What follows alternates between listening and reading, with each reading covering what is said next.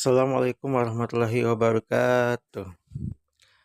1 tahun MBG, seratusan yayasan mitra MBG terafiliasi dengan orang dekat pejabat. Jadi, Sobat Ngaji ID dimanapun berada, kita sekarang ingin membahas tentang MBG nih, yang dimana sudah tak terasa, sudah beranjak di 1 tahun. Baik, berikut penjelasannya. Program andalan Presiden makan bergizi gratis tempat berusia 1 tahun nih tepat ya. Ia membuat banyak klaim keberhasilan. MBG telah menyasar 49 juta penerima manfaat dengan 0,0007% kasus keracunan, melibatkan hampir 19.000 pelaku usaha kecil dan koperasi desa, dan mencatatkan 1,5 juta pekerjaan baru. Namun, temuan BBC News Indonesia dan analisis pengamat mengungkapkan sebaliknya. Di beberapa daerah ada dapur MBG yang sama sekali tidak mempekerjakan warga sekitar. Upah para pekerja yang disebut relawan dianggap tidak transparan dan minimnya keterlibatan usaha mikro. Jadi, siapa sebenarnya yang diuntungkan dari mega proyek ini? Berikut beberapa masalah MBG. Yang pertama, banyak efek negatif. Spanduk berwarna kuning kira-kira selebar 100 meter terbentang di portal kompleks perumahan Prakarya Indah, Kota Bandung, Jawa Barat. Tulisannya, kami warga RT 4 RW 2 Komplek Parakan mendukung program MBG. Tapi kami menolak dapur produksi MBG di lingkungan kami karena banyak efek negatif bagi lingkungan. Ketua RT 4 Badri bercerita spanduk tersebut dipasang awal November 2025. Saat itu beberapa warga menggelar aksi protes soal rencana pendirian Satuan Pelayanan Pemenuhan Gizi atau SPPG di wilayah mereka.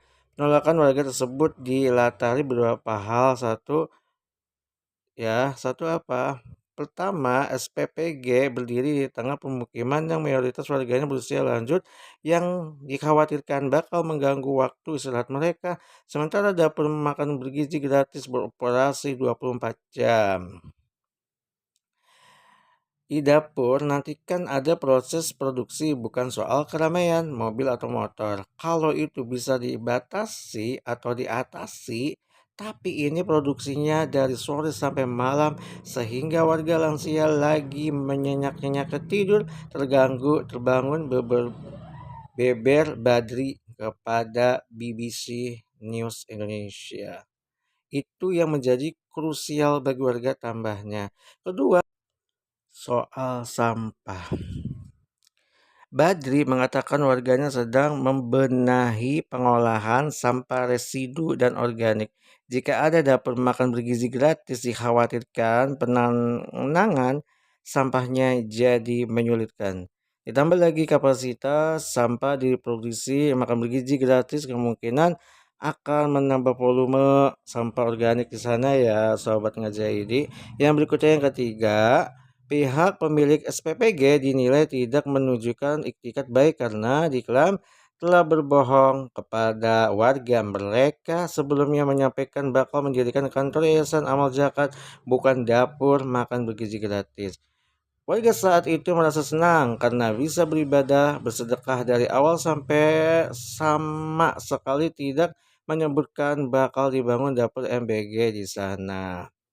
Kalau dari awal jujur, mungkin kami bisa memberikan opsi lain yang agak jauh, tidak di lokasi padat penduduk, sahutnya.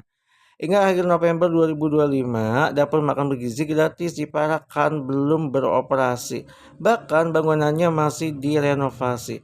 Tak nampak satupun pekerja di sana, hanya ada satu unit mobil box bertuliskan Satuan Pelayanan Pemenuhan Gizi atau SPPG terparkir di halaman. BBC Indonesia sudah berupaya menghubungi pemilik SPPG namun tak kunjung terbalas. Berikutnya, dapur MBG tidak merekrut warga jadi relawan nih para sobat ngaji ID. Sekarang di Cirebon, riak-riak penolakan juga mencuat. Ya Wiwik, selaku Ketua RT 1 Perumahan Gunung Salak, Kota Cirebon, bercerita soal pelayanan Jalan Salak mulai beroperasi pada 13 Oktober 2025. Tetapi sedari awal komunikasi dengan warga sangat terbatas, klaimnya. Mereka hanya izin secara lisan, enggak ada surat, enggak ada komunikasi dengan warga. Padahal sebagai ketua RT saya harus dapat surat izin resmi, ungkapnya ketika disampingi BBC News Indonesia pertengahan November lalu. Sebagai pejabat RT, Wiwik merasa harus tahu kalau ada sesuatu hal terjadi di lingkungannya. Jika ada aktivitas baru, maka mesti melewati penjelasan formal. Setelahnya dimusyawarahkan bersama warga sekitar yang berdekatan dengan lokasi SPPG. Tapi ini tidak ada surat apapun, mereka hanya menyampaikan lisan sebagai tugas RT. Saya tidak pernah diberikan dokumen izin lingkungan akunnya. Tak cuma dia yang merasa dicuekin, pihak RW sebetulnya juga semula tidak tahu soal adanya dapur makan gizi gratis. Gara-gara persoalan inilah perangkat kampung akhirnya menegur, mengadukan dan memanggil paksa pemilik SPPG ke lurahan. Selain itu yang kami khawatirkan juga masalah limbahnya. Meskipun mereka sudah membangun penampungan, tapi saya belum pernah lihat langsung ke dalam. Semoga aja limbahnya tidak berdampak ke warga. Urusan dengan SPPG rumahnya tak terhenti di situ, ujar Wiwik. Dia menuturkan beberapa dapur makan bergizi gratis di wilayahnya ternyata tidak memberikan manfaat apa-apa kepada warga setempat. Dari 200 kepala keluarga di RW 11, cuma satu orang yang direkrut menjadi relawan. Itu juga pekerja katanya direkrut dari orang yang kenal baik dengan pemilik dapur. Tutur Wiwik seraya menambahkan bahwa pekerja itu bukan warga RT 01. Pria sepuh ini juga mengungkapkan sejak awal beroperasi hingga sekarang tidak ada informasi lowongan kerja dari SPPG tersebut, padahal banyak warga sekitar yang bertanya-tanya kepadanya soal kesempatan bagi bekerja di situ. Warga datang ke saya, tanya pendaftaran, saya bilang SPPG tidak pernah membuka pelamar karena SPPG itu sudah ada pekerjanya. Saya arahkan warga untuk langsung melamar sendiri.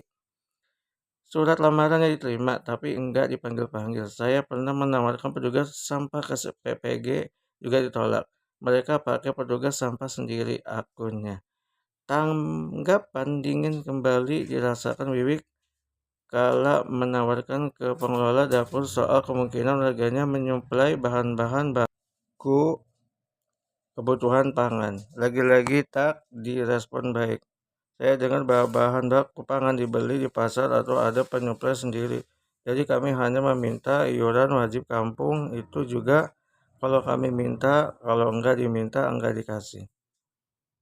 BBC News Indonesia sudah berusaha menghubungi pemilik SPPG tapi tidak memperoleh balasan. Bising dan limbah bikin warga tak nyaman. Baik, mungkin itu saja Sobat Ngaji ID dimanapun berada. Coba kalian punya tanggapan tersendiri nggak terkait dengan MBG pada saat ini? Karena sudah tak terasa sudah beranjak 1 tahun ya, Sobat Ngaji ID. Oke, mungkin itu saja yang dapat saya sampaikan. Wassalamualaikum warahmatullahi wabarakatuh.